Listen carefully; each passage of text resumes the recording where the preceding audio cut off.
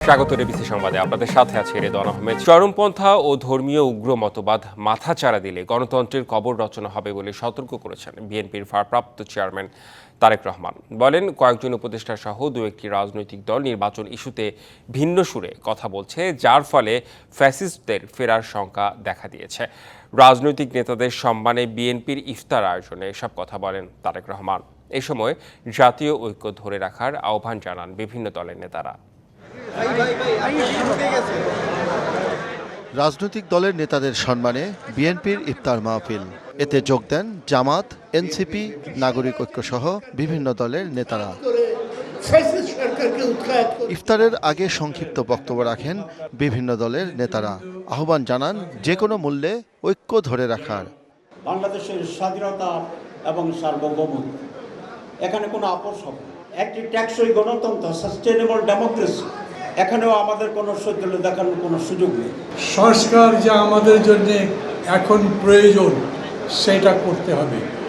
5ই August বাংলাদেশের জনগণ যেই শক্তিকে পরাজিত করেছে, সামনের ভবিষ্যৎ রাজনীতি নির্বাচন, সেখানে আসলে সেই মুজিববাদী রাজনীতি কোনো স্থান আসলে হবে না। এ সময় বিএনপি মহাসচিব বলেন, কঠিন সময় পার করছে দেশ, গণতন্ত্রের অপেক্ষায় দেশের মানুষ। 15 বছরের সংগ্রাম গণতন্ত্রের জন্য এবং জুলাই আগস্টের অভ্যুত্থানের ছাত্রজনতার অভ্যুত্থানের মধ্যে যে আকাঙ্ক্ষা তৈরি হয়েছে, সেই আকাঙ্ক্ষাটি হচ্ছে একটা সত্যিকারের একটি গণতান্ত্রিক বাংলাদেশের আকাঙ্ক্ষা। ইফতার মাহফিলে ভার্চুয়ালি যুক্ত হয়ে তারেক রহমান বলেন, নির্বাচন ইস্যুতে ভিন্ন মত হলে স্বৈরাচাররা ফিরে আসার শঙ্কা দেখা দিবে। 1.5 দশক ধরে রাজনৈতিকভাবে ক্ষমতাহীন জনগণ এবার নিজেদের ভোটের অধিকার প্রয়োগের মাধ্যমে সরকার প্রতিষ্ঠা করে নিজেদের অধিকার বুঝে নিতে প্রস্তুত। ধর্মীয় উগ্র মতবাদ ও চরমপন্থার উত্থানের নেতিবাচক পরিস্থিতির বিষয়েও সতর্ক করেন বিএনপির ভারপ্রাপ্ত চেয়ারম্যান। ধর্মীয় উগ্রবাদীদের অপরাধ করা এবং চরমপন্থা নিয়ন্ত্রণে ব্যর্থতার পরিচয় দিলে উগ্রবাদী জনগোষ্ঠী এবং পরাজিত ফ্যাসিবাদী অপশক্তি দেশে পুনরায় গণতন্ত্রের কবর রচনা করবে। অপরদিকে গণতান্ত্রিক বিশ্বে ইমেজ সংকটে পড়তে পারে বাংলাদেশ। নির্বাচন যত বিলম্বিত হবে, দেশে সংকট তত ঘনীভূত হবে বলেও মন্তব্য করেন তারেক রহমান। শাহ ইমন, ডিবিসি নিউজ, ঢাকা। ময়মনসিংহের নান্দাইলে ইফতার মাহফিলে বিএনপির দুই গ্রুপের সংঘর্ষে 2 জন গুলিবিদ্ধ সহ অন্তত 10 জন আহত হয়েছেন। শহীদ স্মৃতি আদর্শ কলেজ মাঠে ইফতার আয়োজনের অনুমতি নেয় উপজেলা বিএনপির আহ্বায়ক কমিটির ইয়াসের খানের অনুসারীরা। একই সময়ে সেখানে আজিজুল ইসলাম পিকুল ও নাসের খানের নেতাকর্মীরাও ইফতার আয়োজন করতে চাইলেও অনুমতি পায়নি। এ নিয়ে বিকেল থেকেই দুই পক্ষ সংঘর্ষে জড়ায়, চলে ধাওয়া পাল্টা ধাওয়া। ইট পাটকেলের পাশাপাশি ছোড়া হয় ককটেলও। বন্ধ হয়ে যায় ময়মনসিংহ কিশোরগঞ্জ মহাসড়কে যানবাহন চলাচল। আহতদের কিশোরগঞ্জ সৈয়দ নজরুল ইসলাম কলেজে চিকিৎসা দেওয়া হচ্ছে। অপ্রীতিকর পরিস্থিতি এড়াতে পৌর এলাকায় রাত 10টা পর্যন্ত 144 ধারা জারি করে প্রশাসন।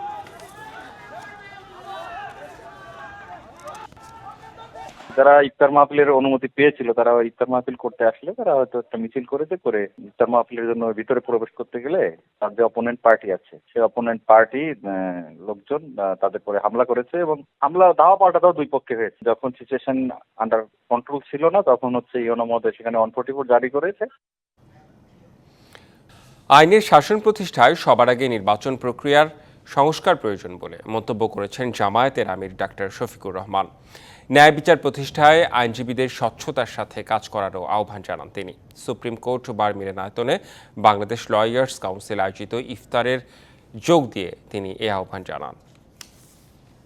যে আমরা সচরাচর প্র্যাকটিসে এটা দেখি না, আমরা তার ব্যতিক্রম দেখি। এখানে সাধারণত পলিটিক্যালি মোটিভেটেড হয়ে এই বিষয়ে সিদ্ধান্ত দেওয়া হয়। ইয়েস, দুনিয়া আপনি পারবেন, কিন্তু আখেরাতে আপনি নিজেকে জাস্টিফাই করতে পারবেন না, সেই দিন আপনি আটকা পড়ে যাবেন।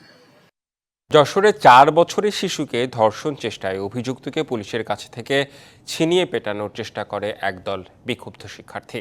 এ সময় আহত হন এক কনস্টেবল। ভুক্তভোগী শিশুর বাবা জানান তিনি ও তার স্ত্রী পারিবারিক কাজে বাইরে ছিলেন। বুধবার দুপুরে বাড়িতে এসে দেখতে পান তার মেয়েকে ধর্ষণের চেষ্টা করছে প্রতিবেশীর স্কুল পড়ুয়া ছেলে। এদিকে খবর পেয়ে যশোর সরকারি MM কলেজ ও জেলা স্কুলের শিক্ষার্থীরা অভিযুক্তকে ঘটনাস্থলে গিয়ে মারধরের চেষ্টা করে। এ নিয়ে অভিযুক্তের স্বজন ও স্থানীয়দের সাথে শিক্ষার্থীদের ধাওয়া পাল্টা ধাওয়া হয়। পরে বিকেলে পুলিশ শিশুটিকে আটক করে থানায় নেওয়ার সময় তাকে ছিনিয়ে নেওয়ার চেষ্টা করে বিক্ষুব্ধ শিক্ষার্থীরা। ঈদে নতুনত্বের আশায় ভিড় বাড়ছে রাজধানীর ব্র্যান্ডেড দোকানগুলোতে। ইতিমধ্যে নামিদামি ফ্যাশন হাউসগুলোতেও প্রস্তুত নারী ও পুরুষের এক্সক্লুসিভ সব পোশাক নিয়ে রয়েছে দেশি বিদেশি পাঞ্জাবি, শেরওয়ানি, জুতা ও শার্টের চোখ ধাঁধানো আয়োজন। এবারের ঈদে ছেলেদের জন্য রয়েছে এক্সক্লুসিভ ব্র্যান্ডের পোশাকের পসরা। ক্রেতাদের চাহিদার কথা মাথায় রেখে ডিজাইনার দোকানগুলো পাঞ্জাবির পাশাপাশি জুতা, বেল্ট, মানিব্যাগও মিলছে একই ছাদের নিচে। ভারতের কারুকাজ করা পাঞ্জাবিও জায়গা করে নিয়েছে তালিকায়। আমাদের ঈদের যে ট্রেন্ডিং অ্যান্ড এক্সক্লুসিভ কালেকশনগুলো এগুলো ম্যাক্সিমামই বোম্বে এবং ইন্ডিয়া থেকে কলকাতা থেকে আসে, সেগুলো কাস্টমার খুবই পছন্দ করে এবং খুবই কাস্টমার এগুলো চাহিদা থাকে। অন্য বারের থেকে এবার একটু চেঞ্জ করেছি আমরা, যেমন সুতি ভিতরে কিছু কালেকশন করেছি, কিছু আপনার জামি ওয়ারের ভিতরে কালেকশন করেছি, কিছু জারদোসি এবং কাঠচুপি এগুলোর ভিতরে কিছু কালেকশন করেছি, যেটা গতানুগতিক অন্য বারের মতো একটু চেঞ্জ করেছি আমরা। দেশি পণ্যের ভিড়ে নামিদামি ব্র্যান্ডেড কাপড়ে আস্থা ক্রেতাদের। ঈদের কালেকশন খুব ভালো উঠছে, পছন্দ হচ্ছে, আশা করি নিব। হাজব্যান্ডের সাথে এসেছি, মেন্স কালেকশন দেখছি, কালেকশন খুব চমৎকার, নিয়েছি মোটামুটি যা নেওয়া হয়ে গেছে। ঈদের কালেকশনগুলি ভালো, আর নিচ্ছি হলো গিফটের জন্য। মানজু মাফরোজ নীলিমা, ডিবিসি নিউজ, ঢাকা। সংবাদ এই ছিল এখনকার মতো। ডিবিসি নিউজের সংবাদগুলো পড়তে ভিজিট করুন dbcnews.tv আর ভিজিট করুন ডিবিসি নিউজের ফেসবুক পেজ এবং ইউটিউব চ্যানেল। সঙ্গেই থাকুন।